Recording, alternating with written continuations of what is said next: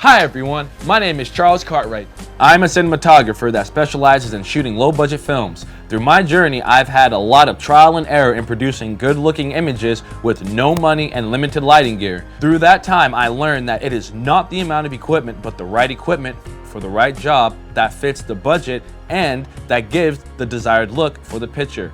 Thanks to my good friends at Light It Up LA, I am able to share with you the tools that I use and how I achieved these images with a very small, effective, and affordable lighting package. This is Cinematagging on the Cheap. Hello everyone, and welcome back to another episode of Cinematagging on the Cheap. Today, we're going to talk about practicals.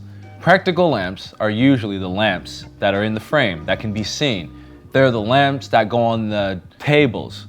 They go on dressers. They go on the floor. You may see practical lamps as chandeliers or maybe even overhead fluorescent lights.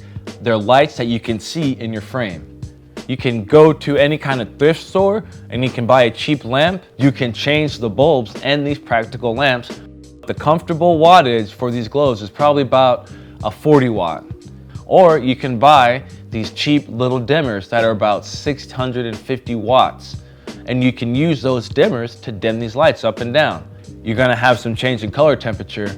You can just say you're going for a warm look, or you can go for a kind of warm look since it gets warmer.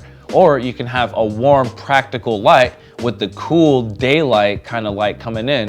So it'll have that contrast of blue and orange. Say you want contrast within your frame because of something dramatic's gonna happen. You can have practical warm lights in the daytime interior and use that warmness and contrast with the blue daylight coming in from the window. It's a great color contrast trick that's used all the time, and it's very easy to achieve. Since we like to light in layers, practical lights are great to use to light in layers. You can set them in specific areas. Wherever your action happens, you can have your action walk to the practical lamp.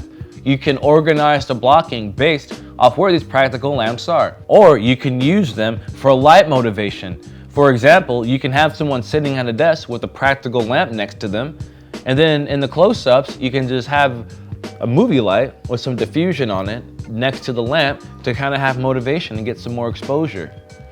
The trick to correctly using practical lamps is to expose for the practical lamp. You can do that best by using a light meter. You get a reflectance reading of that practical lamp or all of your practical lamps, and then you bring in a big soft light source like a China ball or any kind of big light to just spread and give you ambient light. And then you raise the light levels to the practicals so that your practicals are not blown out in the frame and you can still see your actor's face. The goal is to show your practical lamps without having them blown out in the scene. If your practical lamps are too bright in the scene, then they could be distracting. And then your eye would want to go to that practical lamp. If you bring in a light meter and you use a light meter to get a reflectance reading from the practical lamp, you can bring in a big soft source and then you can use a dimmer to match the levels of the practicals to get it closer to that contrast that you want. That's all we have for you today on Cinematagging on the Cheap. Thank you so much for watching and thank you so much for subscribing. We hope that you guys get a lot of education from this show and from this channel. Thanks again for watching. Thank you for watching Cinematagging on the Cheap. To see more, please subscribe. Goodbye now.